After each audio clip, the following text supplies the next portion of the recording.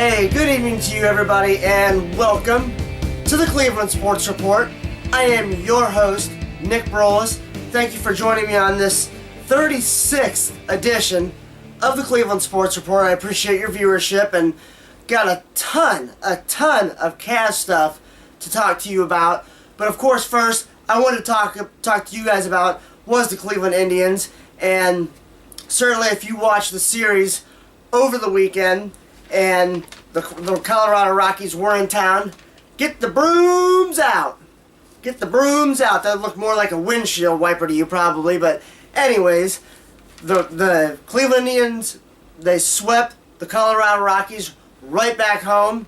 And now, with the Royals losing earlier today, the Cleveland Indians, I am happy to report to you, are finally out of last place. They're currently in 4th place.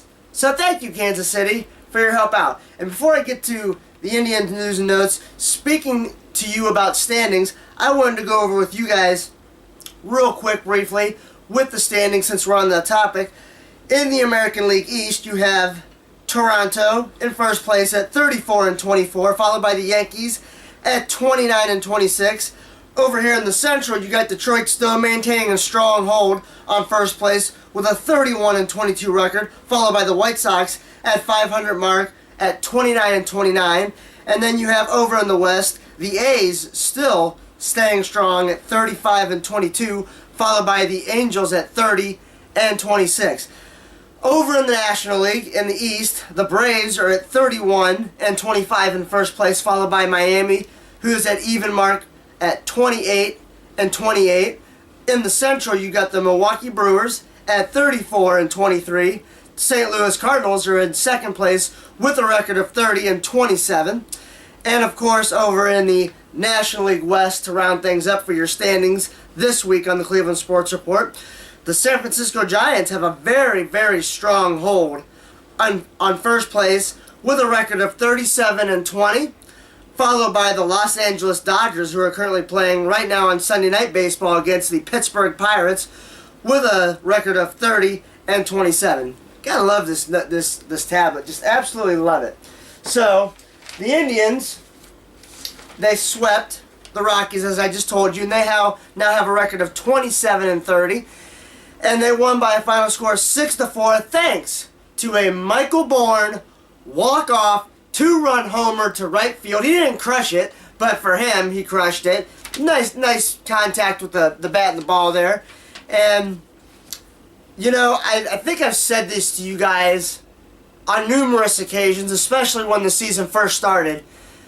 With the Central Division being the way it is, the Indians just have to try to stay within 5 games of that 500 mark, getting to the All-Star break. And I know we still got a little bit of time before the All-Star break, but given the fact of how bad the Indians have played at times so far this season, it's really refreshing to see that they're 27-30.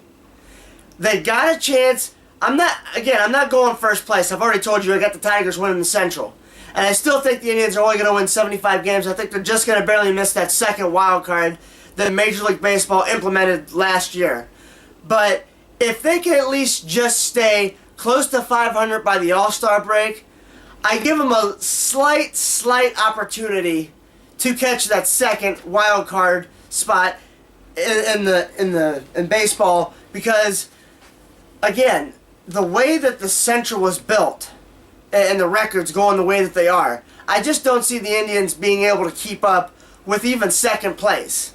Now maybe after the All-Star break, which is when everything really starts to matter, yeah, maybe they can prove me wrong, but I just don't see it. But you never know. It's baseball. That's why we watch the parity. You know, there's no teams that are really, you know, jumping out big time, other than maybe the Giants out in the NL West.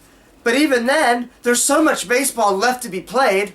You can't honestly say, oh, but it's over. I mean, I think it was, 2-3 years ago was when the Rangers were just galaxies away from the Oakland Athletics. And the Athletics came back to win the division.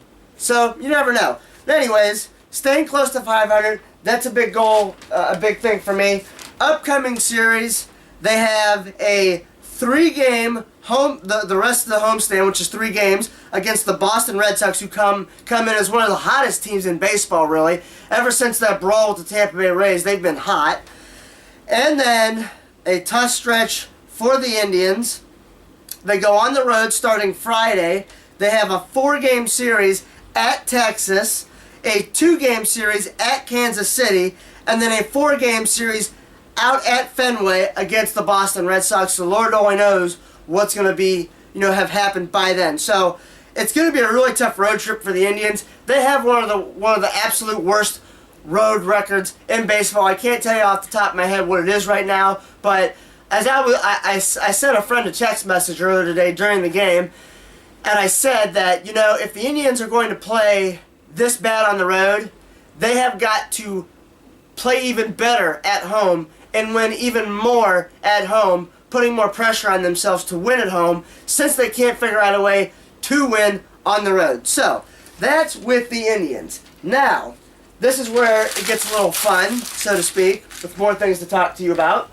And I did some research over the weekend, and what I did was I looked at the Cavs roster. There's going to be some changes that are going to have to be made. And I put a K next to each one of the players' pitchers for keep and a G for gone. Now, of course, last year the Cavs made the first overall section, much like what they're going to have to do this year in the NBA draft, on June 26th, Thursday night. And Anthony Bennett was the first overall pick last year. Had a terrible rookie season. And see, for me, I'm not giving up on this guy because he's so young. He came in out of shape, and I just don't think that he was mature enough to be able to handle the NBA game. Hopefully he improves this summer, this offseason. So I got a K next to him. I also have a K next to Matthew Dellavedova. I know some of you are thinking, what is your... I mean, really? This guy plays some of the best defense in the entire NBA. He's not terrible on offense. I mean, he's certainly not, a big, huge scoring threat. But when you watch him play, you get the feeling that once this guy sees the ball go into the basket a couple times, and he goes to the lane with no regard for his body. So I put a K next to Matthew Dellavedova. I really think he could be a great bench player, so to speak, and come off the bench. And he's kind of like what Anderson Varejao is for the front court. He's that big energy guy, and Dellavedova's a strong dude. I mean, you've seen that, I'm sure. So I put a K next to him. Luol Deng, I think he's gone. I don't see him coming back. Carrick Felix, I know some of you guys probably haven't even heard of the guy. I don't see him being there. Gone. Alonzo G. I put a K next to him because I think he can be a very valuable contributor offensive, not so much offensively but defensively, but coming off the bench. Now, of course, he's a forward, so depending on if LeBron comes back or not, which I'll get into that to you here in a minute, and who we draft, he might get booted out just for the numbers game, so to speak. Spencer Hawes, the center. I really hope the Cavaliers re-sign him to an extension. Not for his defense, obviously. The Cavs do need a center in terms of a rebounder and a shot blocker. But Hawes can spread the floor. He can hit the outside shot. I think he was the best Cavs three-point shooter in my personal opinion. And he's an excellent passer for a big man. Then Scotty Hobson. I know some of you guys briefly remember the Cavs signing him towards the end of the season. Gone. Kyrie Irving, I know I criticized him heavily at the end of the season, but you got to keep him. Best player on the team. Jarrett Jack, keep him. Maybe you can use him as trade bait depending on how the team does, getting closer to the midway point of the season. Carrick Felix, I'd like to give him another chance because I want to see what this guy can do from three-point range. CJ Miles.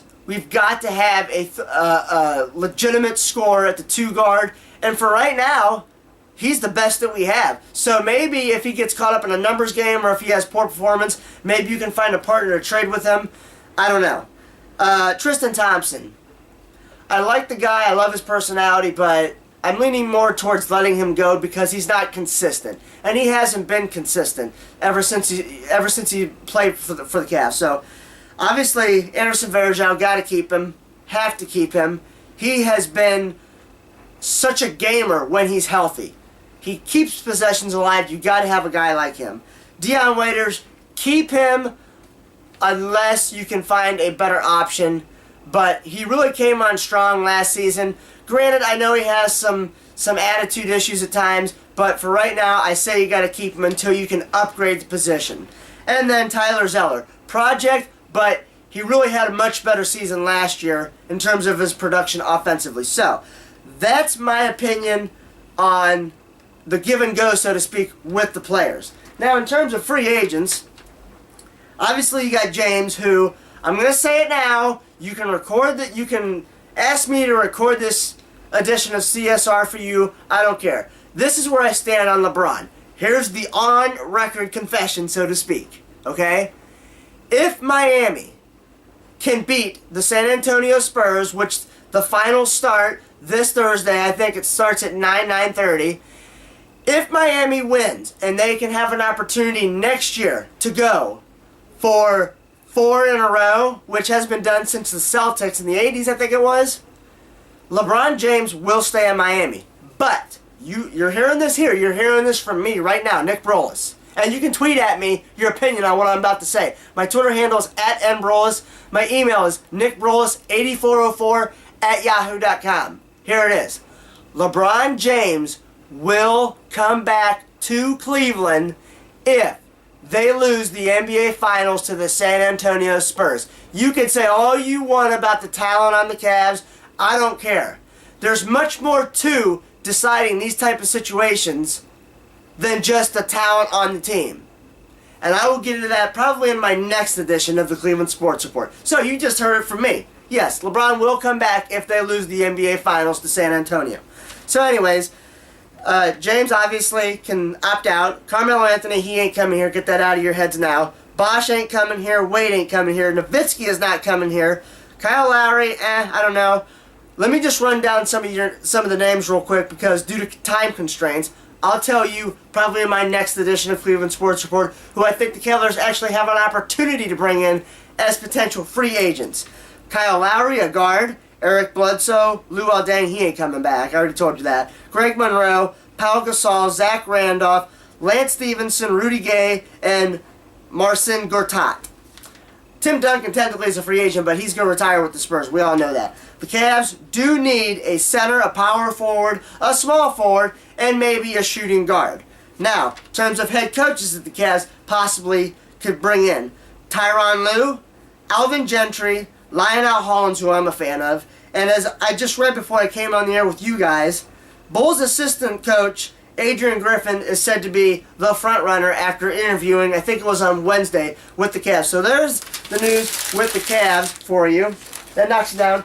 And finally, to end this edition of the Cleveland Sports Report, just a little bit of Browns news for you. OTAs will continue for this month in June on the 2nd and the 3rd, the 5th and the 6th, and the 10th through the 12th. And for you Browns fans out there that are looking to go to training camp, just got some news for you. You will have to register to go to training camp due to the crowds that they're expecting with, the whole Johnny Manziel thing. And, just in this area alone, Browns fans are nuts, crazy. They want to get out to training camp to see what this team can possibly do. So, there you have it. That was all the stuff wrapped up into this edition of the Cleveland Sports Report. My name is Nick Brolis. I thank you so much for viewing this edition of the Cleveland Sports Report. Have a wonderful week, everybody.